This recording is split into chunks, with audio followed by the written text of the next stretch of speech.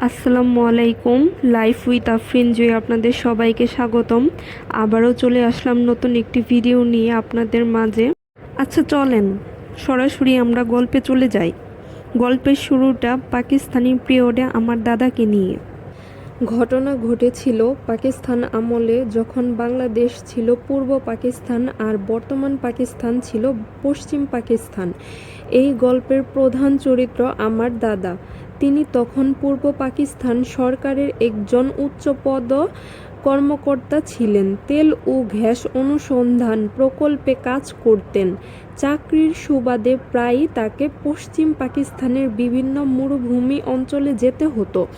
দাদা ছিলেন সাহসী মানুষ। ভূত পেত, জিন পরী এসব বিষয়ে খুব একটা বিশ্বাস করতেন না, কিন্তু জীবনের একটা ঘটনা তার সেই বিশ্বাস পুরোপুরি বদলে দিয়েছিল। ঘটনাটা শুরু হয় 1960-এর দশকের মাঝামাঝি সময়ে।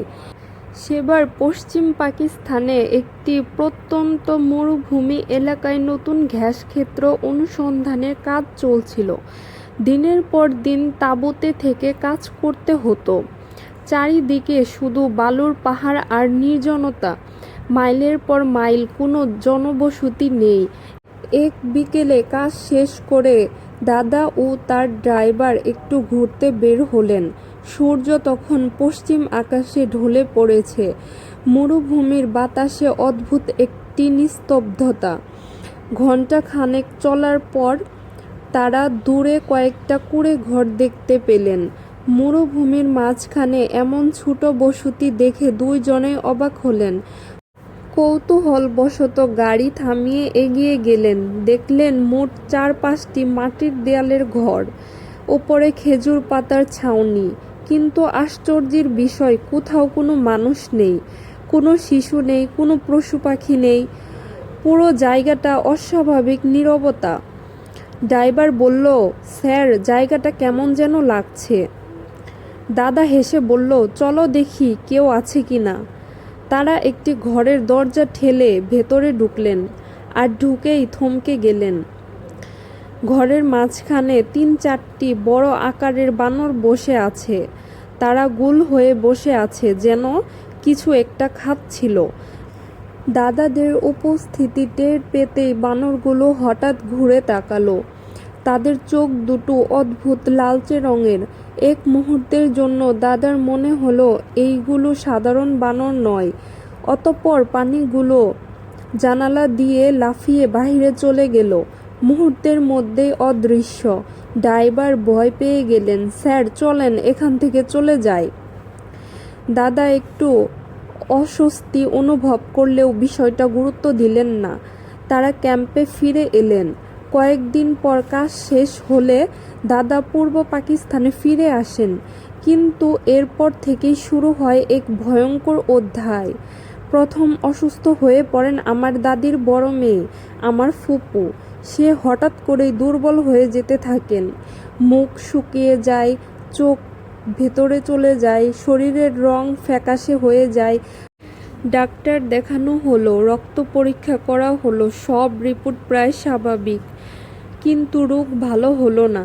কিছুদিন পর অসুস্থ হয়ে পড়লেন দাদি নিজেও, তারপর আমার বাবা। এক এক করে আমাদের পরিবারের সবাই কেমন জানি শুকিয়ে যেতে লাগলো। সবাই অসুস্থ, যেন শরীর থেকে ধীরে ধীরে সমস্ত রক্ত শুষে নেওয়া হচ্ছে। রাতে কেউ ঘুমাতে পারত না। অনেকেই অনুভব করতেন গভীর রাতে ঘরের ভেতরে কেউ হাঁটছে। কখনো কখনো জানালার পাশে ছায়া দেখা যেত, কখনো ছাদের উপর অদ্ভুত আওয়াজ শব্দ শোনা যেত, কিন্তু কাউকে দেখা যেত না। মাসের পর মাস চিকিৎসা চলল। ঢাকার নাম করা ডাক্তার পর্যন্ত দেখানো হলো, কেউ রোগ ধরতে পারল না। এর মধ্যেই ঘটে গেল সবচেয়ে বড় মেয়ে, মানে আমার ফুপি। সে হঠাৎ মারা গেল। পরিবার ভেঙে পড়ল। দাদা তখন প্রথমবারের মতো সত্যিকারের ভয় পেতে শুরু করলো, কারণ এতগুলো মানুষ একই ধরনের অসুখে ভুগছে, অথচ ডাক্তাররা কোনো কারণ খুঁজে পাচ্ছে না। এক রাতে দাদা স্বপ্নে দেখলেন মরুভূমিতে সেই ঘর, আর ঘরের ভেতর বসে থাকা 4টি বানর। কিন্তু এবার তারা বানর নয়, তারা মানুষের মতো দাঁড়িয়ে আছে, আর তাদের চোখ দুটো আগুনের মতো জ্বলছে। ঘুম ভেঙে যাওয়ার পরও সেই দৃশ্য মাথায় থেকে যাচ্ছিল না। দাদা বুঝতে পারছিল না সে কি করবে। অবশেষে দাদা এক পরিচিত আলেম ও হুজুরের কাছে যাওয়ার সিদ্ধান্ত নিলেন। সব ঘটনা খুলে বললেন। মরুভূমির সেই গ্রাম থেকে শুরু করে পরিবারের অসুস্থতা পর্যন্ত সব ঘটনা তাকে খুলে বললেন। সব শুনে হুজুর দীর্ঘক্ষণ নীরব হয়ে রইল। অতঃপর বললেন, আপনি যাদের বানর ভেবেছিলেন তারা সাধারণ প্রাণী ছিল না। দাদা অবাক হয়ে তাকিয়ে রইলেন। হুজুর বললেন, মরুভূমির নির্জন অঞ্চলে অনেক সময় কিছু জিনজাতির বাসস্থান থাকে।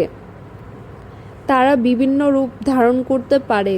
দাদার শরীর ঠান্ডা হয়ে গেল। হুজুর আরও বললেন, আপনারা যখন তাদের ঘরে প্রবেশ করেছিলেন তখন তারা কোনো কাজে ব্যস্ত ছিল। আপনারা তাদের বিরক্ত করেছিলেন? দাদা কাঁপা গলায় জিজ্ঞাসা করলেন, তাহলে কি তারা আমাদের ক্ষতি করেছে? হুজুর ধীরে ধীরে মাথা নাড়ালেন।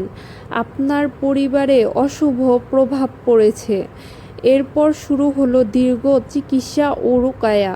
প্রতিদিন কুরআন তেলাওয়াত, দুআ আর জার ফুক নয়, বরং কুরআন ও সুন্নাহ ভিত্তিক চিকিৎসা। ধীরে ধীরে অবস্থার পরিবর্তন হতে লাগলো। দাদি কিছুটা সুস্থ হলেন। আমার বাবার শারীরিক অবস্থারও উন্নতি হতে শুরু করলো।